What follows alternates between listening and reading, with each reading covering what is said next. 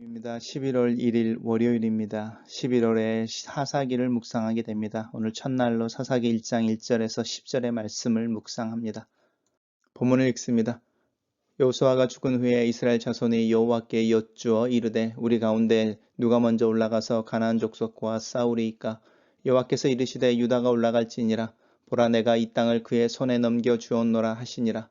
유다가 그의 형제 시몬에게 이르되 내가 제비 뽑아 얻은 땅에 나와 함께 올라가서 가나안 족속과 싸우자. 그리하면 나도 내가 제비 뽑아 얻은 땅에 함께 가리라 하니 이에 시몬이 그와 함께 가니라.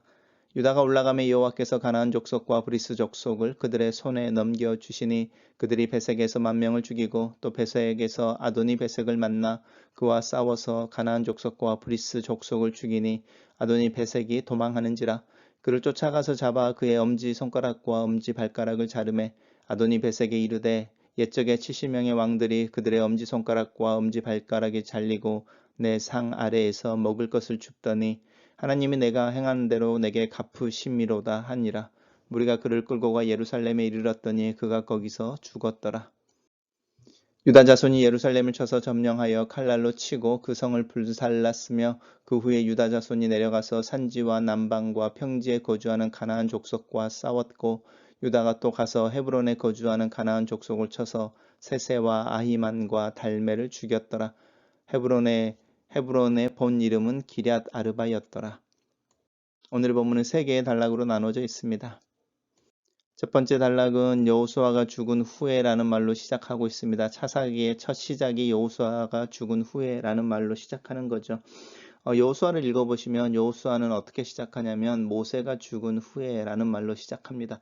모세가 죽은 후에 여호수아가, 그리고 여호수아가 죽은 후에 이제 또 다른 1인 지도 체제가 아니라 집단 지도 체제처럼 나타납니다.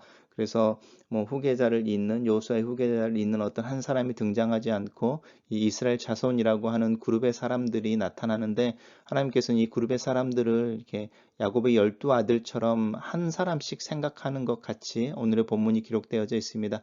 예를 들어서 이 이스라엘 자손이 하나님께 여쭤서 우리 가운데 누가 먼저 올라가서 가나안 족속과 싸우리이까라고 물어보는 거죠.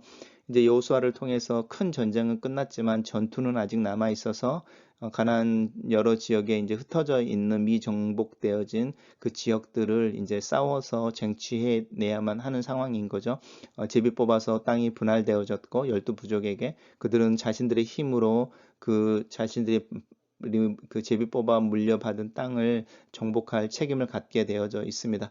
그럴 때 하나님께서 유다에게 먼저 그 전쟁을 시작할 것을 명령하시는 거죠. 사실 유다 지파입니다. 그래서 유다 지파가 그의 형제 시므온이라고 말할 때 시므온 지파를 의미하는 것인데, 이게 다 1인칭처럼 그 싱귤러라고 하는 단수로 이렇게 묘사되어지는 부분들, 이런 부분들 흥미롭습니다. 그래서 여호수아가 죽은 후에 이제 이스라엘이 부족 국가 연맹 체제로 가고 각 지파마다 하나님 앞에서 자신들에게 주어지는 어떤 책임을 져야 되는 것이죠. 각자가 자기에게 주어진 책임을 져야 하는데 그 일들을 이루어내는 속에서 형제들끼리의 연합이나 또 동역이 요구되어지고 있는 그런 상황인 거죠. 그런 상황에서 하나님께서 유다에게 먼저 전쟁을 시작할 것을 이야기하시고 유다를 돕기로 나서는 이 이제 다른 부족이 바로 이 시므온입니다. 단락을 요약해 보겠습니다. 여호수아가 죽은 후에 하나님께서 유다 지파에게 가나안 족속과 싸울 것을 명령하시고 승리를 약속하신다. 이렇게 정리해 봤습니다. 두 번째에서는 이제 그 말씀들이 유다가 올라가는 것이죠. 순종하여 올라가서 가나안 족속과 브리스 족속과 전쟁을 이룹니다. 가나안에는 대표적인 5개의 부족들이 있었는데 그 중에 대표적인 이 가나안 족속과 브리스 족속입니다. 이 브리스 족속과 가나안 족속들을 하나님께서 이제 정복할 수 있도록 이렇게 손에 넘겨주신다, 이렇게 말씀하시는데 양도한다, 이기게 하신다라는 뜻입니다.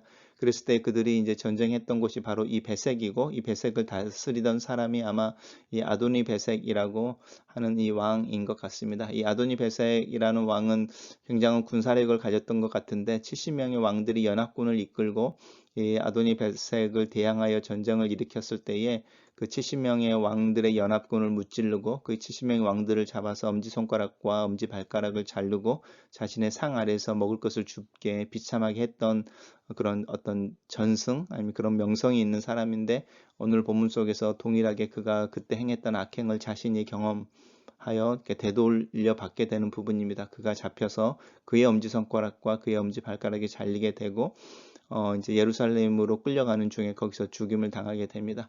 이 사람의 말이 하나님이 내가 행한 대로 내게 갚으신다라고는 이야기를 하고 있는데, 하나님의 정의로움에 대한 이야기가 있습니다. 그래서 우리가 가나안을 정복해낼 때 이것이 단순히 정복전쟁으로 성경이 묘사하고 있는 것이 아니라 가나안에 살고 있는 사람들을 향한 하나님의 공의 또 징계, 이런 것의 일환으로 이스라엘 백성들이 바벨론과 아시리아에 의해 징계를 받았던 것처럼 가나안 사람들이 여호수아와 또 이 이스라엘 백성들에 의해 징계를 받는 구조로 이야기를 하고 있습니다. 단락을 요약해 보겠습니다. 유다 지파가 베색에서 가나안 족속과 브리스 족속을 정복한다, 이렇게 요약했습니다. 마지막 단락에서는 이제 그 전쟁의 결과에 대해서 이제 정복한 지역에 대한 이야기를 하고 있죠. 예루살렘을 정복하고 그리고 헤브론이라는 것을 정복합니다. 이 헤브론의 옛날 이름은 기럇 아르바였는데 이름을 이제 헤브론으로 바꾸는 것이죠. 그리고 이 헤브론이 유다 지파의 수도가 됩니다. 그래서 핵심 중심 도시가 돼서 이 헤브론에서 이제 많은 일들이 일어나고 다윗도 이 헤브론에서 유다 지파의 왕으로 등극하고 이제 이런 일들이 우리가 이제 사사기 사무엘 상하를 읽으면서 나타나게 되는 부분입니다. 그리고 이제 이 셋의 아이만 달메라고 말하는 이 가나안 족속들은 사실은 아낙 자손들이고요. 아낙 족속의 자손들이고, 이 아낙 족속은 우리가 잘 알고 있는 갈렙이라는 사람이 이렇게 전쟁에 일으켰을 때에 이제 정복했던 약속의 땅에 살던 거주민들이기도 합니다. 단락을 요약해 보겠습니다. 유다 지파가 예루살렘을 정복하고 헤브론을 정복한다, 이렇게 요약했습니다. 첫 번째 묵상 포인트입니다.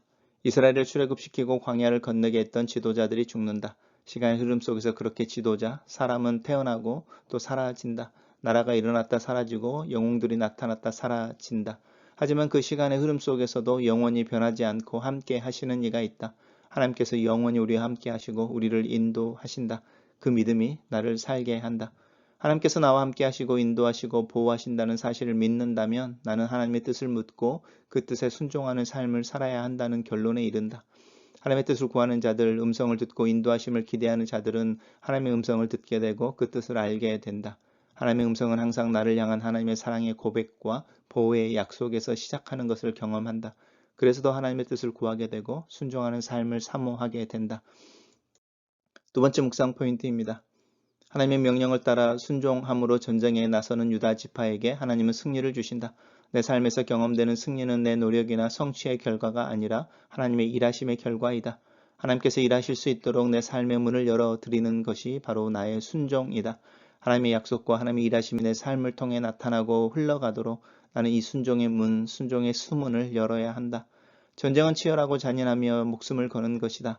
하나님의 말씀을 따라 사는 삶에 옛 자아를 죽이는 삶이 포함된다. 죽인다는 말은 가장 극단적이고 절대적인 몸부림을 전제로 한다. 나는 이 자아를 죽이는 전쟁에 목숨을 걸고 있는지, 하나님의 말씀을 따라 내게 주어진 상황에서 또 주어진 사람들과의 관계 속에서 순종의 삶을 살기 위해 몸부림치고 있는지 내 믿음을 또 내 삶을 돌아본다. 마지막 묵상 포인트입니다.